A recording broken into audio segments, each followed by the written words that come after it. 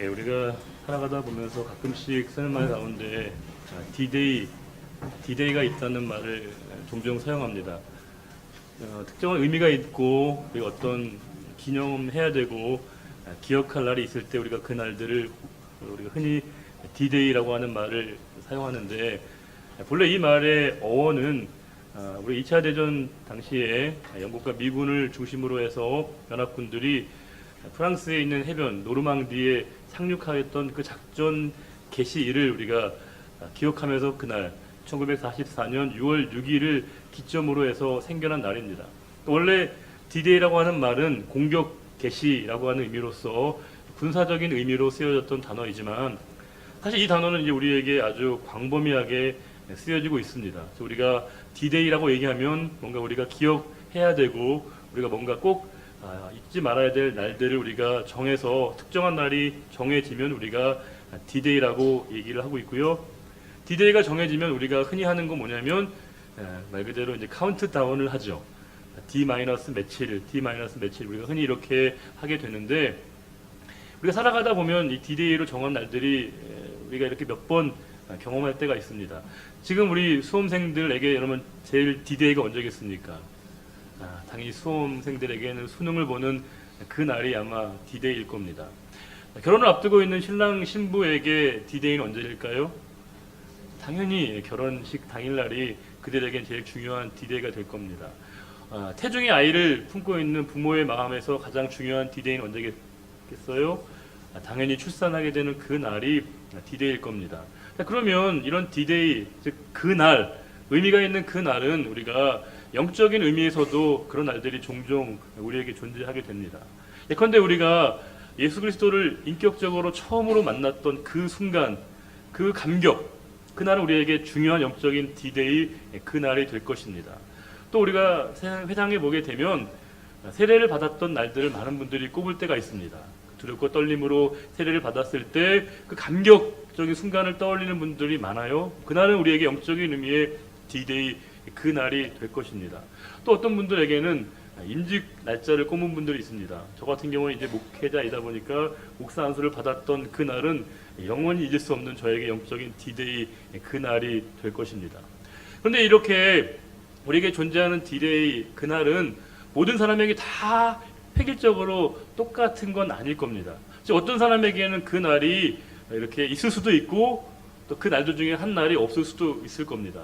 또 어떤 사람에게 그 날이 이미 지나간 사람도 있고, 또 그 날들을 앞두고 있는 사람이 분명히 우리에게 있을 수 있습니다. 왜냐하면 우리에게 그 날들은 한 날로 존재하는 것이 아니라 복수의 날로 우리에게 존재하기 때문에 다양한 그 날들 중에 한 날이 우리에게 영적인 의미의 디데이가 있을 수 있다는 겁니다. 그러나 모든 사람에게 예외 없이 적용되어지는 공평한 한 그 날이 우리 모두에게 다 존재한다는 겁니다.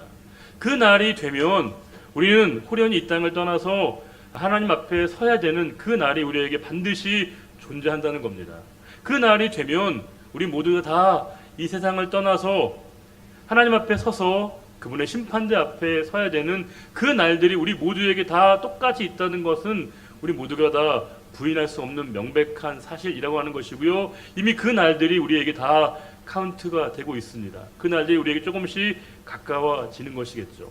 그 사실 우리에게 가장 중요한 그 날은 하나님이 우리를 부르시는 날인 것이고, 그 하나님의 부르심 앞에 섰을 때, 하나님의 심판대 앞에 섰을 때 엄중하게 우리의 삶을 평가하시는 그분 앞에 서야 될 그 날들이 우리에게 지금 조금씩 가까워지고 있다는 것입니다.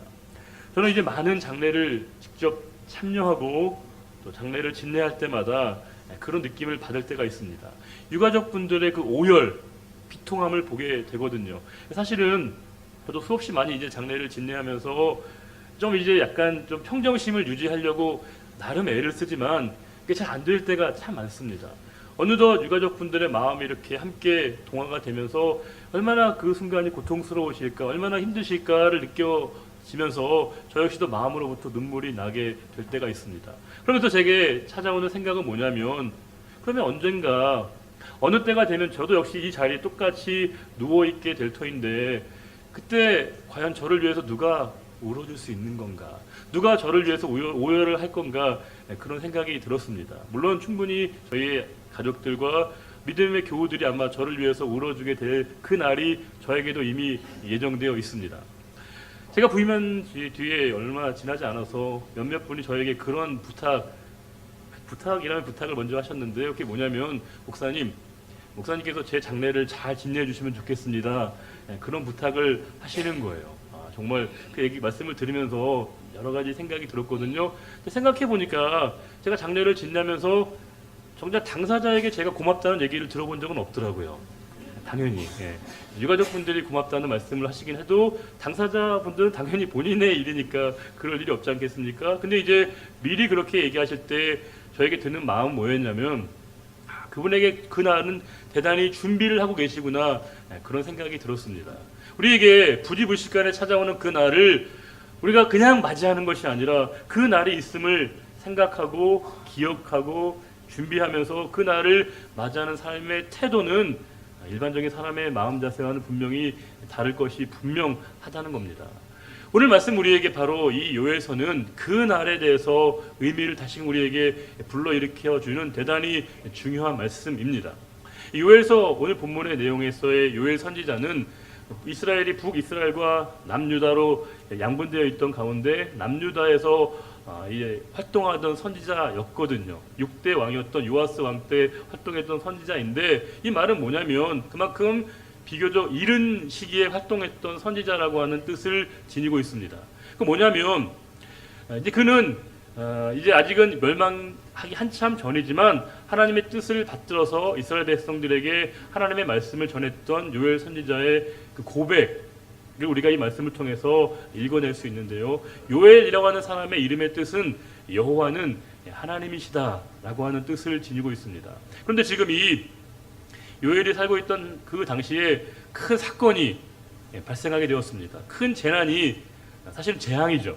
재앙이 그 남유다 지역을 엄습하게 되었는데 그 구체적인 내용을 1장 4절에 이렇게 소개하고 있습니다. 우리 1장 4절을 읽어보겠습니다. 팥중이가 남긴 것을 메뚜기가 먹고 메뚜기가 남긴 것을 느치가 먹고 느치가 남긴 것을 황충이 먹었도다. 이름은 다르게 표현하고 있지만 다 메뚜기 종류를 얘기하는 겁니다. 거대한 메뚜기 떼가 남유다 전역을 엄습하게 된 겁니다. 우리가 그 자연 다큐멘터리에서 보셨잖아요. 메뚜기 떼가 얼마나 가공한 위력이 있는지 다 알고 있죠. 우리가 메뚜기 떼가 오면 어떻게 돼요? 흔적도 없이 모든 게 다 사라집니다. 모든 걸 다 갉아먹어서 메뚜기 떼가 지나가면 남아있는 게 아무것도 없어집니다. 그 메뚜기 떼가 거대한 무리를 이루어서 남유다 전역을 휩쓸게 되었던 그 비참한 상황, 그 재난, 그 재앙을 이제 요엘이 목도하면서 사람들이 다 그것 때문에 실망하고 좌절하는 그때 요엘은 진짜 우리에게 두려워해야 될 재앙은 따로 있다.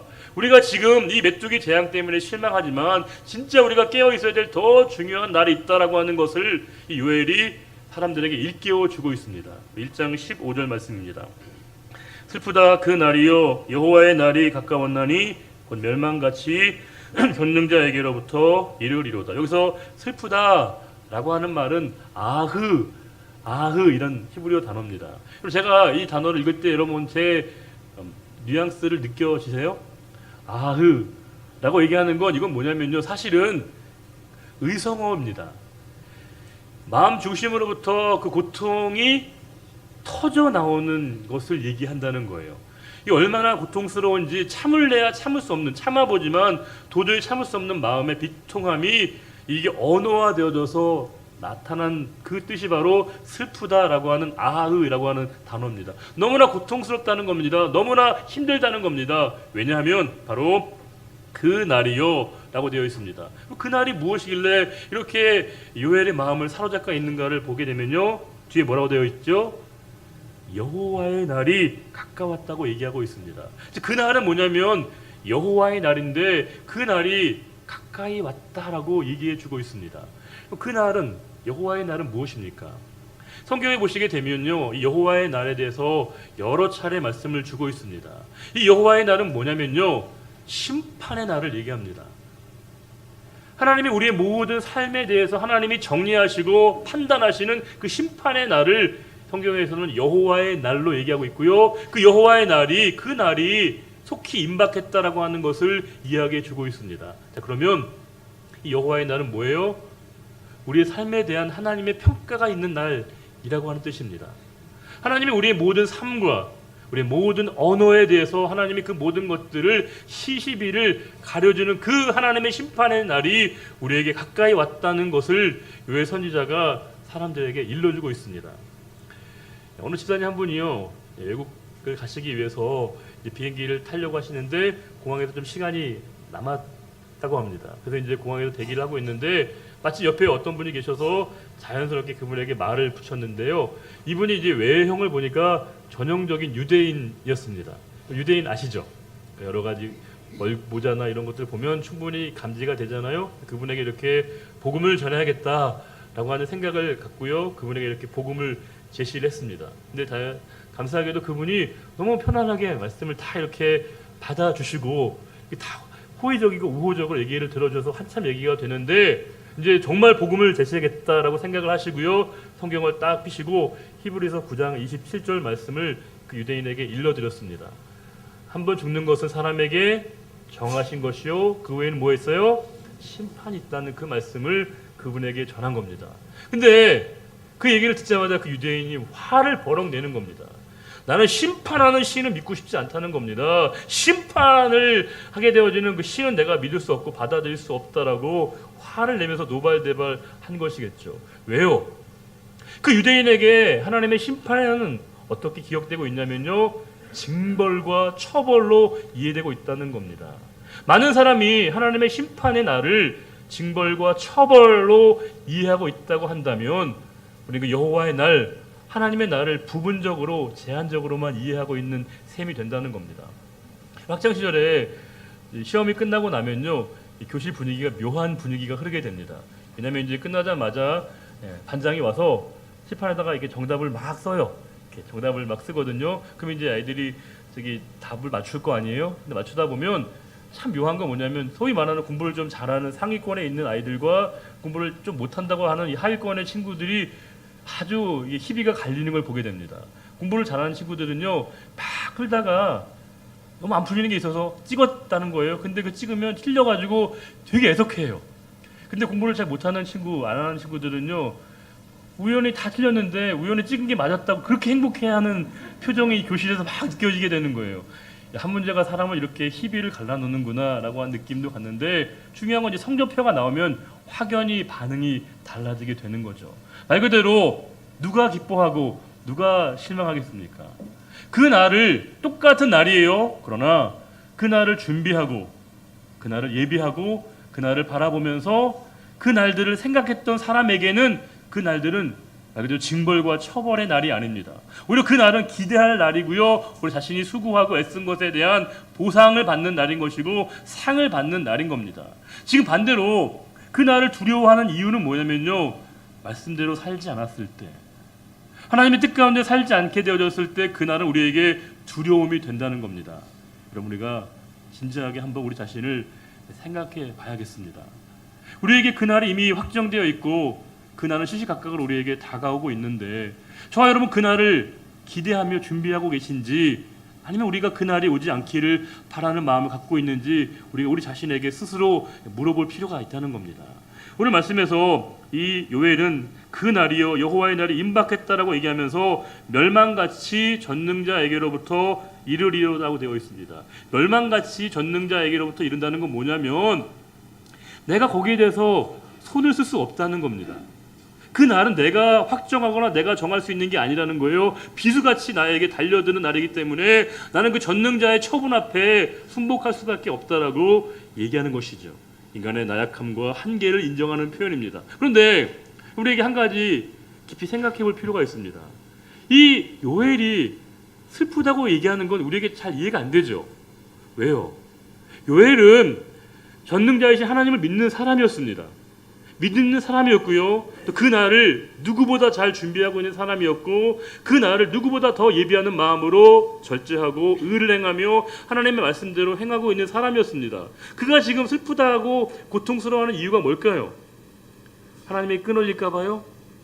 하나님으로부터 그가 버림받을까 봐요? 그런 게 아니었습니다.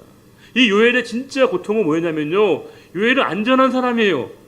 우리가 거친 말로 얘기하면 커튼 라인을 통과한 사람입니다. 그런데 요엘은 주변에 있는 사람들이 하나님을 믿지 못하고 하나님께 돌이키지 않고 회개하지 않음에 대해서 애통하는 마음을 느끼고 있는 겁니다.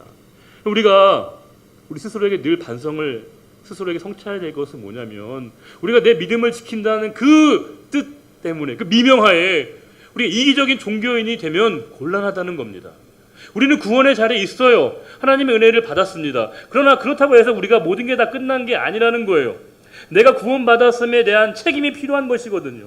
내가 은혜 받은 자로서 내가 어떻게 하면 믿지 않는 사람에게 그들을 돌아오게 될 책임이 있는데 마치 나는 나의 신앙생활하는데 전혀 문제가 없기 때문에 나는 안전하다라고 얘기하는 건 우리가 극도의 이기적인 우리가 신앙인이 될 수밖에 없다는 겁니다. 남들은 어떻게 살든 나만 괜찮으면 된다. 다른 교회는 어떻든지 내 교회만 잘 되면 된다라고 하는 이 이기적인 생각은 결코 하나님의 마음은 아니었던 것이고요. 요엘은 지금 비통함을 느끼는 이유가 사람들이 하나님께로 돌이키지 않고 그들이 회개하지 않음에 대한 안타까움, 자신의 상황 때문이 아니라 주변에 있는 사람들이 하나님께로 나오지 않음에 대한 고통을 이 요엘이 느끼고 있다는 겁니다. 그러면서 사람들에게 얘기하는 게 뭐예요? 여호와의 날이 가까웠으니까 빨리 돌이키라고 하나님께로 삶의 방향을 전환하라고 사람들에게 외치고 있는 겁니다. 그러면서 16절에 이런 말씀을 주고 있습니다. 읽어볼까요? 먹을 것이 우리 눈앞에 끊어지지 아니하였느냐? 기쁨과 즐거움이 우리 하나님의 성전에서 끊어지지 아니하였느냐? 여기서는 지금 사실은 4절에 있었던 그 메뚜기 때의 재앙 또 가뭄으로 유발된 그 현실 때문에 겪게 된 두 가지 고통을 얘기하고 있습니다. 한 가지는 뭐예요? 먹을 것이 없다는 육체적인 고통이죠. 몸으로 느끼는 고통입니다. 그러나 또 하나의 고통이 있어요. 뭐예요? 하나님의 성전으로부터의 기쁨과 즐거움을 내가 누릴 수 없다는 것에 대한 고통을 토로하고 있습니다. 쉽게 얘기하면 이런 거예요. 하나는 육체적인 몸으로 느끼는 고통인 것이고 물질적인 고통이에요. 또 하나는 뭡니까? 영적인 차원의 고통인 것이죠. 우리는 성도입니다. 하나님의 사람입니다. 우리는 무엇 때문에 진짜 우리가 고통을 당하고 있는 건가요? 우리가 진짜 힘들어하는 건 뭘까요? 먹을 것이 없어서 내가 바라는 것이 이루어지지 않음에 대한 고통이 큰 건가요? 아니면 내가 하나님 앞에 예배 드리지 못함에 대한 온전한 예배를 드리고 있지 못함에 대한 고통이 우리에게 더 큰 건가요? 지금 이 요엘은 사람들이 지금 이 고통 때문에 하나님 앞에 예배하지 못하는 자의 고통을 느끼고 있다는 겁니다. 진짜 고통은 뭐냐면요, 예배 드리지 못함에 대한, 더 나아가서 예배를 드리고 있지만 예배 가운데 하나님을 만나지 못하고 있음에 대한 그 고통이, 아픔이 요엘에게 더 컸다라고 하는 겁니다. 많은 분들이 이제 멀리 이민을 가시거나 이사를 가시면 꼭 질문하시는 게 있습니다. 목사님, 근처에 다닐 만한 교회를 좀 추천해 달라는 얘기를 하십니다. 왜냐하면 교회는 너무 많은데 너무 요즘에 이단도 많고 사이비도 많아서 다닐 만한 교회가 많지 않다는 서글픈 얘기를 듣습니다.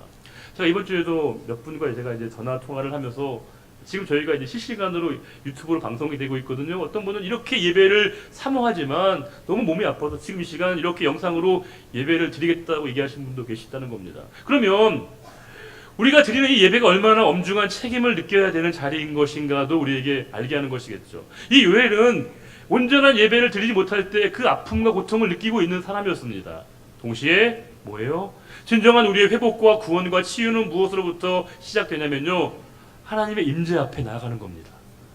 하나님을 예배할 때 우리에게 기쁨이 있다는 거예요. 이게 요엘은 진정한 기쁨과 즐거움은 어디에게 있느냐? 하나님의 성전에게 있는 것이고 하나님에게 있다라고 얘기하는 겁니다. 하나님을 만날 때 우리에게는요, 우리의 삶을 새롭게 보게 되어지는 하나님의 은혜를 우리가 다시금 누리게 될 때 우리는 세상이 우리에게 줄 수 없는 그 기쁨과 즐거움을 누리게 되는 것이고, 그 요엘은 분명한 그 고백 가운데 예배하지 못하는 자의 아픔과 고통을 그렇게 토로하고 있습니다. 그러면서 17절에 이런 말씀이 있습니다.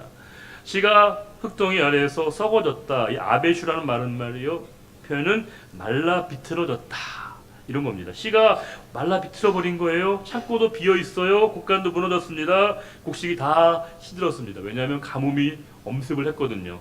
18절 보시게 되면 가축이 울부짖고 소떼가 소란하니 이는 꼴이 없습니다. 양떼도 피곤하도다. 인간의 범죄로 피조물 전체가 고통을 당하는 것은 우리가 이미 창세기에서 이미 확인했죠.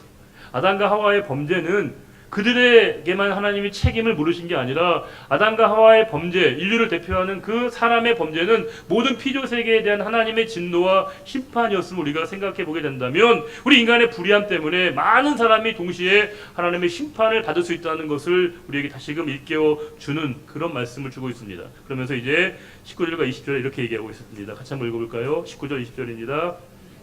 여호와여 내가 주께 부르짖으오니 불이 목장에 풀을 살랐고 들의 나무를 살랐음이니이다. 들짐승도 주를 향하여 헐떡거리오니 시내가 다 말랐고 들의 풀이 불에 탔음이니이다. 부르짖는다라는 말은 다른 모든 동사는 완료형으로 쓰여 있어요. 근데 이 말씀만은 미완료형으로 쓰여 있다는 건 뭐냐면요. 그 지금 요엘이 지금까지도 계속 기도하고 있었다는 것을 얘기한다는 겁니다.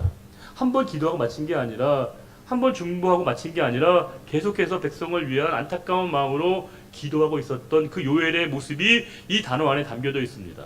여기 보시게 되면 불꽃 이런 말이 계속 나오고 있는데 물론 이건 가뭄을 우리가 느끼는 것에 대한 체감의 표현이지만 성경에서 불이라고 하는 단어가 상징하는 게 뭐죠, 여러분? 하나님의 심판이죠. 하나님의 심판이 이 땅 가운데 임할 것에 대한 그 경각심과 경계심을 이 요엘이 백성들에게 느끼고 준비하라고 얘기하고 있다는 겁니다. 우리에게 그 날, 이 날은 여호와의 날은 우리 이 땅을 떠나는 날입니다. 그리고 하나님 앞에 우리가 나아가는 날이고 하나님 앞에서 우리가 서야 되는 날이기도 합니다. 히브리서 11장 6절에 우리에게 두 가지 믿음이 필요함을 얘기하고 있습니다. 하나님께 나아가는 자는 뭐예요? 반드시 그가 계신 것과 또한 자기를 찾는 자들에게 뭐예요? 상 주시는 이심을 믿어야 할지니라. 두 가지 믿음을 얘기하고 있습니다. 한 가지는 뭐예요? 하나님이 계시다는 것을 믿으라는 거예요. 또 하나는 뭘 믿음을 가지라는 거예요? 자기를 찾는 이들에게 상 주시는 분이시다. 근데 이 말씀 묵상하면 묵상할수록 찔림이 돼요. 왜요? 우리가 여러분 하나님 믿고 있잖아요. 믿으니까 여기 나왔잖아요. 그런데 우리에게 뭐라고 말씀하셔요? 하나님을 믿으라고 얘기한다는 겁니다. 또 게다가 반드시라고 하는 부사어가 우리에게 찔림이 된다는 겁니다. 반드시 그가 계신 것을 믿으라는 거예요.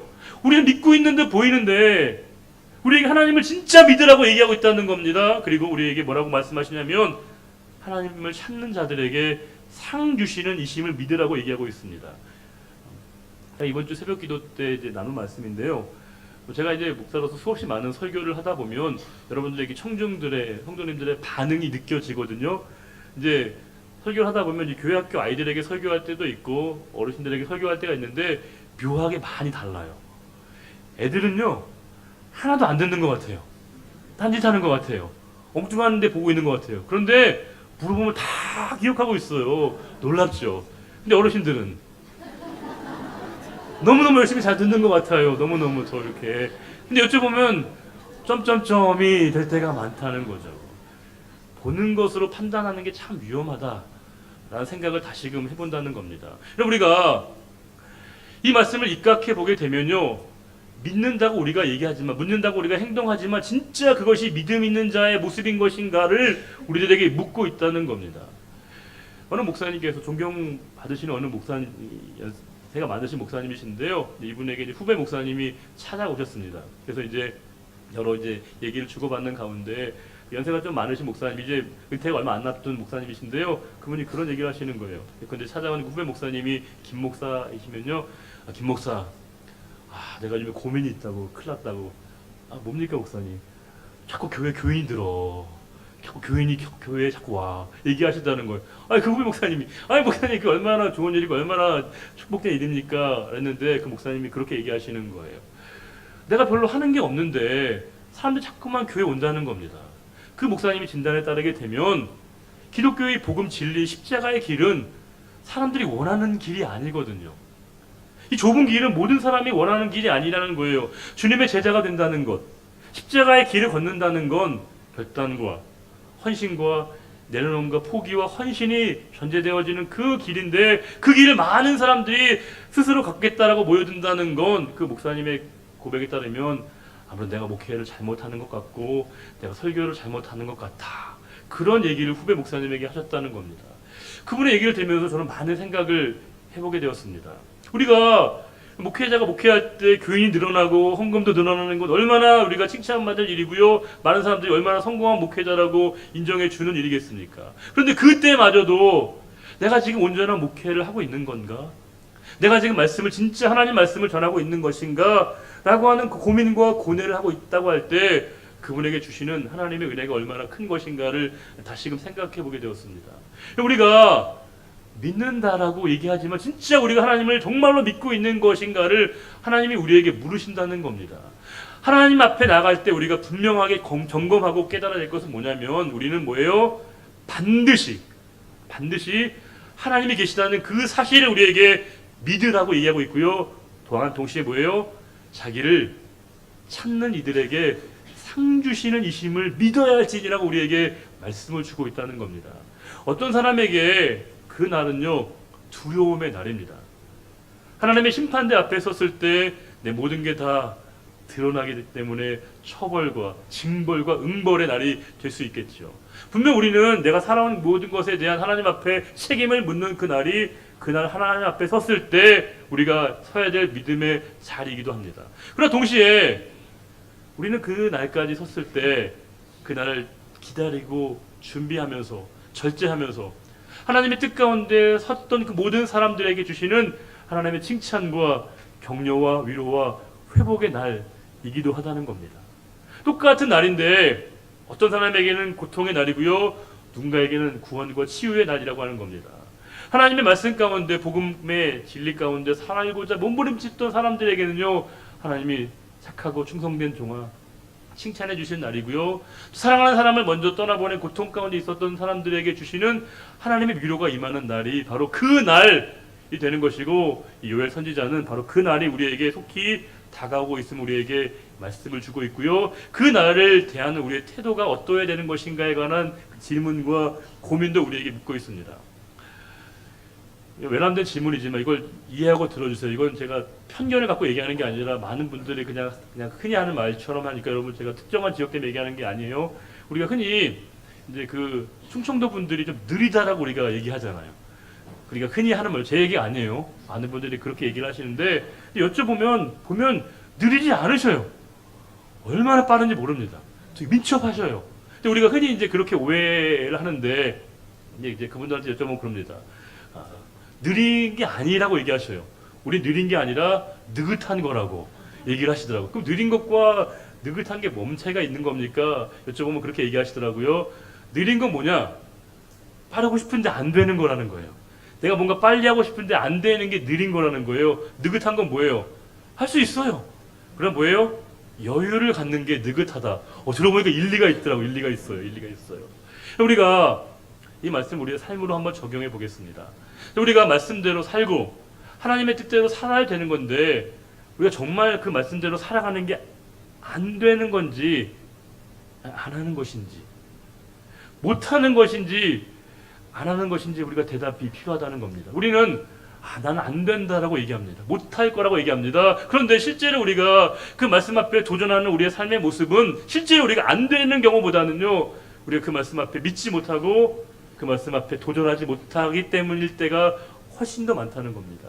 우리는 부족해요. 우리는 연약해요. 장로님 아까 기도하신 것처럼 부족한 저희들을 도우시고 함께 하시는 그분의 능력이 우리의 삶에 임하게 되실 때 우리를 온전케 하시고 믿음의 자리에 세우시는 그분이 계시면 우리가 믿고 그 날에 설 때까지 우리가 이 선한 싸움을 감당하게 될 때 이 싸움을 싸우게 하시는 분이 누구이시냐?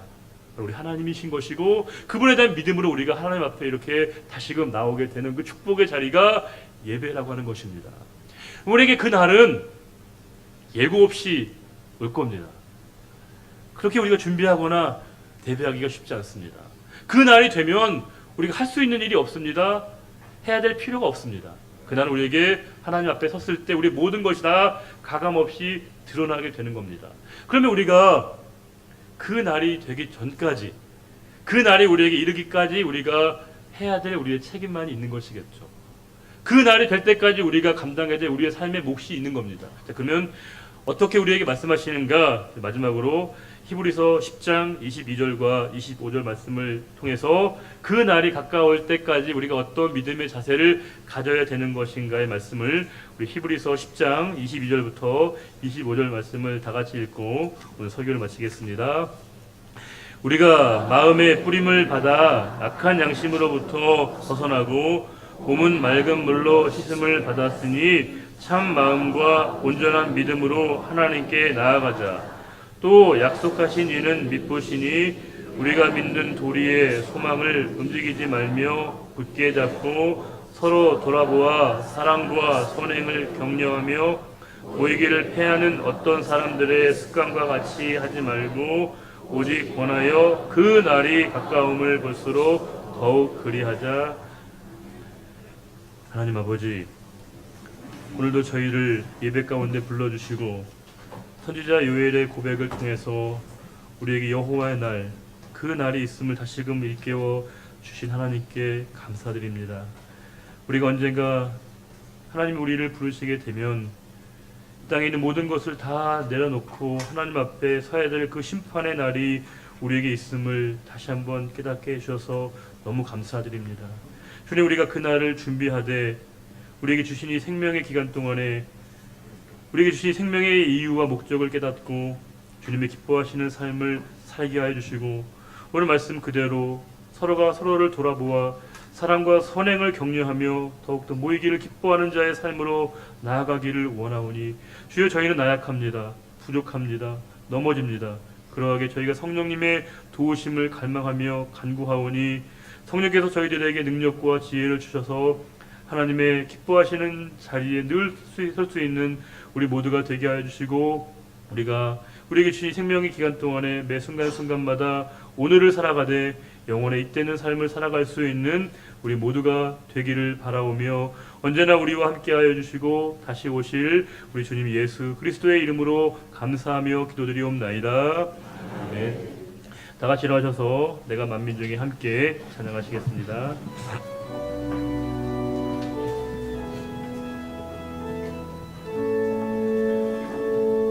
내가 만민 중에 오 주께 감사하며 주님을 찬양하리.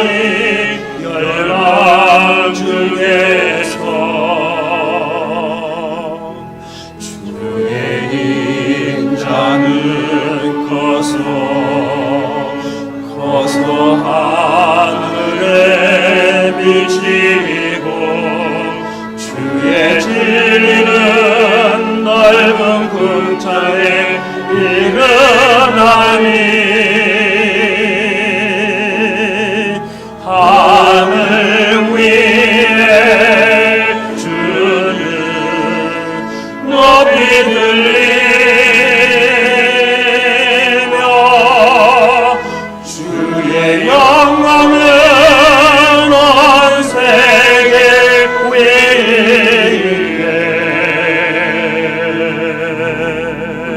하늘 위에 주는 높이 들리며 주의 영광은 온 세계 위에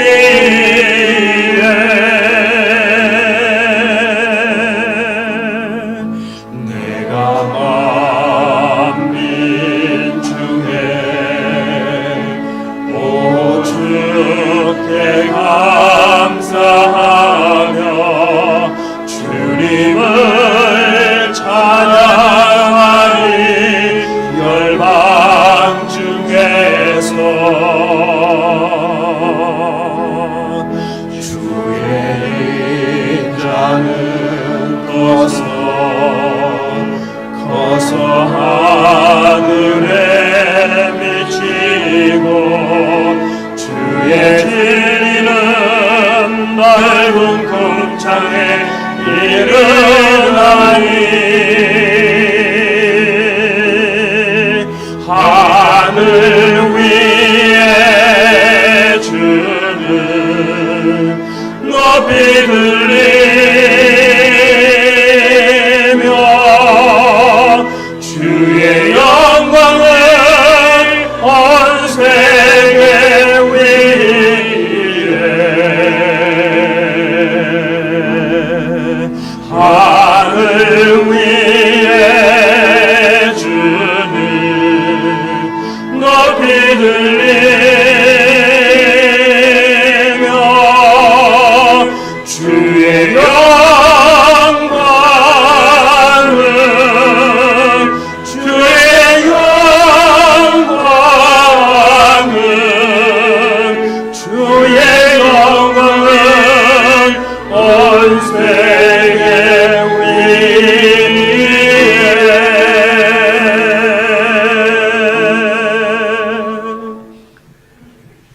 내게 복을 주시고 너를 지키시기를 원하며 여호와는 그의 얼굴을 내게 비추사 은혜 베푸시기를 원하며 여호와는 그 얼굴을 내게로 향하여 드사 평강 주시기를 원하노라. 이제는 우리 주 예수 그리스도의 은혜와 하나님 아버지의 그 크신 사랑의 주심과 성령의 인도 교통 충만케 하심이 우리 그 날을 바라보며 주님이 부르시는 그 날까지 믿음의 선한 싸움을 싸우기로 다짐하는 우리 거룩한 믿음의 결단과 고백과 헌신 위에 이제로부터 영원히 함께하여 주시기를 간절히 축원하옵나이다.